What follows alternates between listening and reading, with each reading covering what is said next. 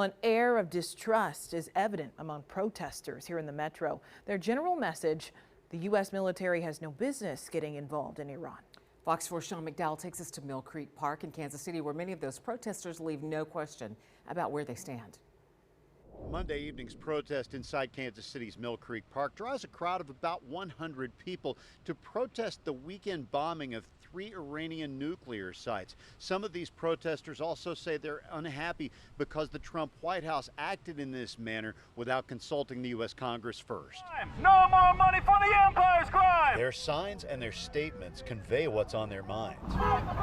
Anti-war chants and protests against the United States military's involvement in the conflict between Israel and Iran are growing louder. This is just like 2003 with Iraq. They changed one letter. Mitch Schiller is the driving force behind this protest. He also works with the Kansas City chapter of the Party for Socialism and Liberation, a group that compares this military action to one from 22 years ago, when then President George W. Bush invaded Iraq seeking weapons of mass destruction. People from all sides of the political spectrum understand that there's nothing to gain here. So I believe making our voices loud and clear at this moment when the decision making is happening can be a factor. Word of President Trump's social media post detailing a ceasefire spread around this protest quickly.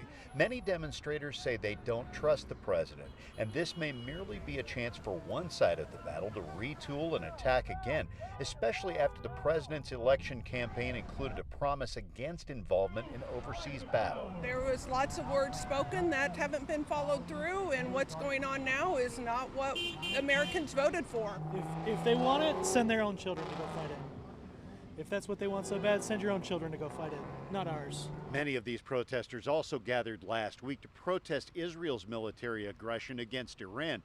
Many who oppose the U.S. involvement in that region also intend to contact their elected members of Congress to make their voices heard at the federal level.